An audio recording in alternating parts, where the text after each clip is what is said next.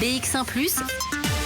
L'invité de Fabrice Grosfilet. Voilà, et notre invité est aussi membre de Défi. Notre invité suivante, notre invité politique, c'est Cécile Jodogne. Bonjour. Bonjour. Bourgmestre de Schaerbeek. Concilier le développement économique, la mobilité, la qualité de vie et l'environnement. Est-ce que c'est encore possible dans une grande commune bruxelloise ? Ah, je le veux, en tout cas, oui. C'est évidemment, effectivement, très important de pouvoir faire de nouveaux quartiers qui répondent aux enjeux de demain. Et donc une ville verte, une ville active, une ville où on habite et où on souhaite rester. Ouais. Je vous pose ces questions-là parce qu'il y a 3 grands dossiers qui arrivent sur la table de l'actualité dont on a déjà parlé dans cette émission, mais qui concernent tous les 3 Schaerbeek. Il y a l'avenue Louis-Bertrand qui va être rénovée et il y a les projets d'aménagement directeur du quartier Mediapart, hein, donc c'est le quartier autour de la RTBF et de la VRT, et la Friche Josaphat dont on a également beaucoup parlé. On va peut-être commencer par l'avenue Louis-Bertrand, si vous voulez bien. C'est quoi le projet et pourquoi est-ce qu'on doit abattre des arbres dans cette avenue qui est quand même une des plus belles de Schaerbeek ? Alors, c'est même une des plus belles de Bruxelles, j'ose le dire. Cette avenue est magnifique, en effet. C'est un patrimoine extraordinaire. C'est un axe aussi un peu structurant de ce quartier-là. Cela fait très longtemps qu'il faut rénover cette avenue. Et donc, en effet, nous avons un projet global qui, entre autres, prévoit l'abattage des platanes. Il faut savoir que ces arbres ne conviennent pas du tout à des avenues, certes ici larges, mais dont on ne veut pas non plus cacher les façades.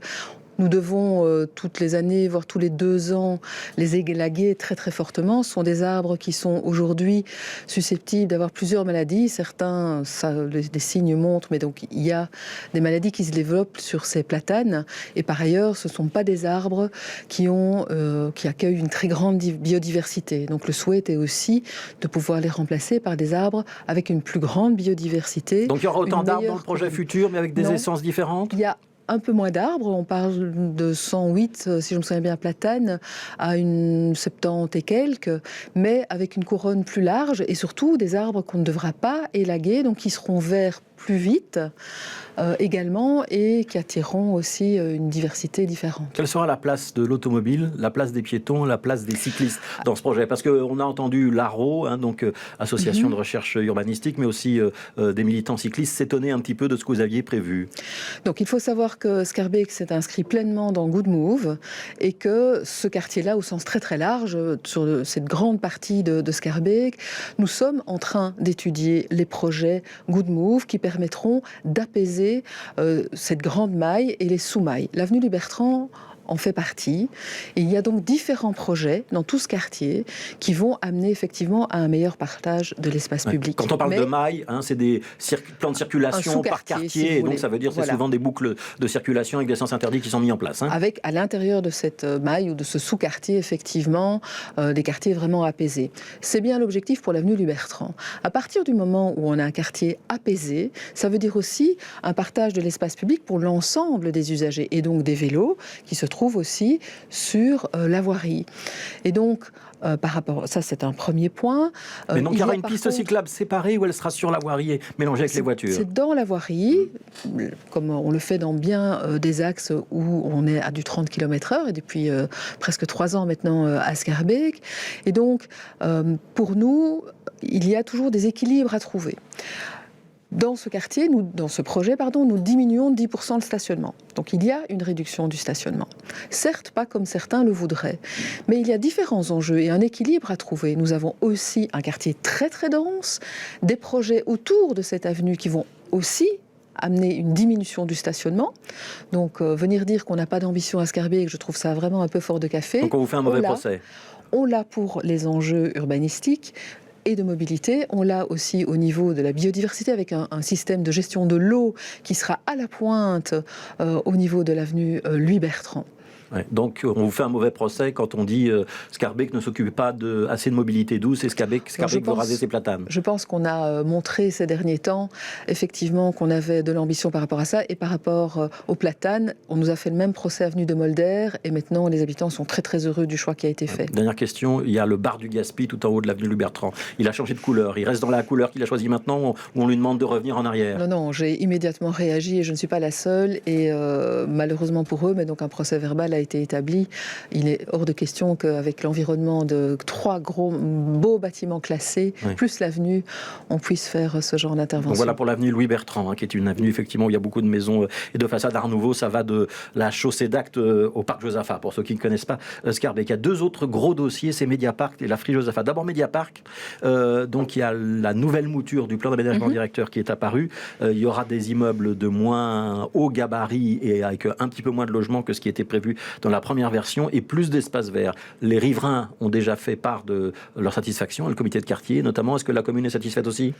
Écoutez, oui, puisque ça répond à une moindre densité, à plus d'espaces verts en effet. Un regret cependant quand même, c'est qu'on n'est toujours pas dans une vision globale de ce site. C'est un site important qui borde le boulevard Reyers, à proximité de la place Mézère, avec le projet Parkway, et on ne connaît toujours pas correctement les articulations qu'il y aura autour. Et donc ça, c'est vraiment un regret depuis le début. Ça veut dire quoi ? Notamment l'arrivée de l'autoroute 40, des choses de ce genre-là ? C'est la manière dont effectivement les aménagements vont se faire à l'arrivée de l'autoroute. Ça veut dire aussi l'aménagement pour la place Mézère, même si j'ai une réunion avec la ministre Van den Brandt prochainement à ce sujet.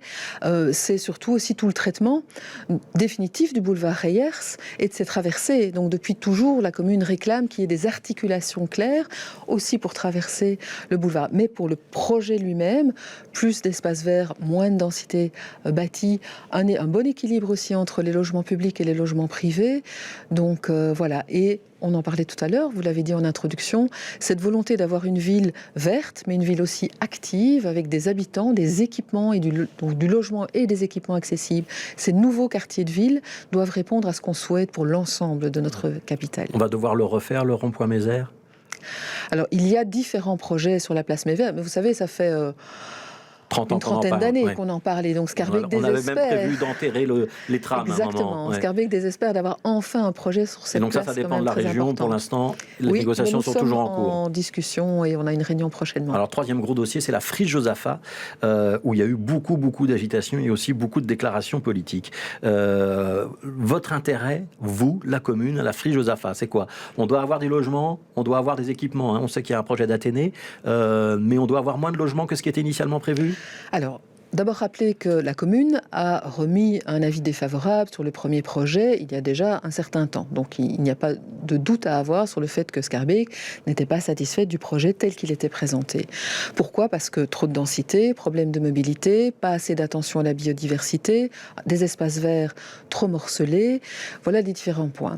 Donc nous espérons qu'effectivement les enjeux vont aller vers moins de densité, ce qui veut donc dire moins de surface bâtie et moins, donc aussi probablement moins de logements, ce qui par rapport à la mobilité était un enjeu aussi, et surtout des espaces verts qui soient plus cohérents, pas morcelés comme il l'était. Donc... Même si la région bruxelloise a quand même besoin de logements et qu'on a annoncé qu'on allait pendant cette législature-ci construire des logements, y compris des logements sociaux. C'est bien pour ça aussi que Scarbeck a toujours confirmé que nous maintenions notre souhait d'avoir un projet avec aussi un nouveau quartier, donc de ne pas être dans le retour total à une friche, voire à une réserve naturelle, mais de quand même faire des constructions. Parce qu'il faut cet équilibre entre espace vert et nature, mais aussi il nous faut du logement.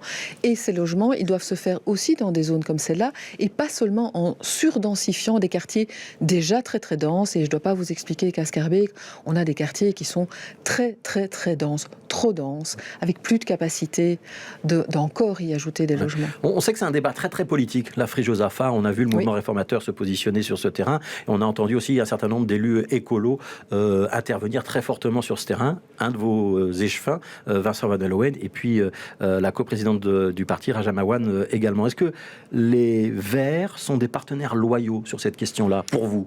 Alors, en tout cas, au niveau du PAD Josaphat, je peux confirmer que nous sommes en accord avec notre partenaire écolo, qui est donc l'écolo Vincent Van Allowen. Et donc, au niveau, en tout cas, de la commune, la position est claire, c'est-à-dire le maintien d'une urbanisation, mais moins importante, répondant mieux aux enjeux de la biodiversité.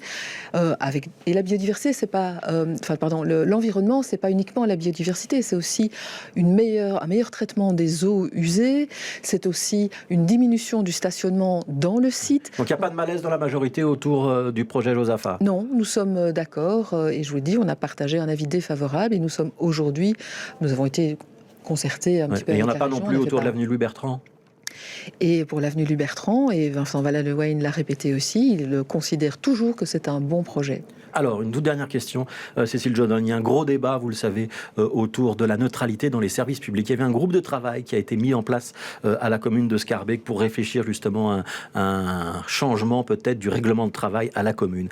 On sait que maintenant, il va y avoir un débat au Parlement régional. Est-ce que le groupe de travail scarbeckois est maintenu ou est-ce qu'il est plus sage d'attendre le résultat des discussions régionales pour les adapter ensuite au niveau communal? Alors, d'abord, se réjouir que ce débat soit maintenant pris en main au niveau de la région. Ça n'a pas de sens que une école toute seule avec sa direction, une entreprise toute seule, son chef d'entreprise avec son règlement de travail, et une commune toute seule dans une région ne doivent prendre ce genre de décision. Je pense qu'il était vraiment temps que ce débat se place au niveau, au minimum de la région. Il pourrait même être au niveau fédéral, mais en tout cas de la région. Donc je me réjouis. Donc ça veut dire que vous suspendez le groupe de travail local? Nous, effectivement, il convient d'attendre maintenant, de voir ce qui va se passer au niveau régional, parce que ça n'aurait pas de sens qu'à Scarbeck, on avance tout seul, mais qu'à Watermal, Boisfort, à Forêt ou à Ixelles, il n'y ait pas de décision. C'est des discussions, sont des enjeux qui sont essentiels. Je suis aussi très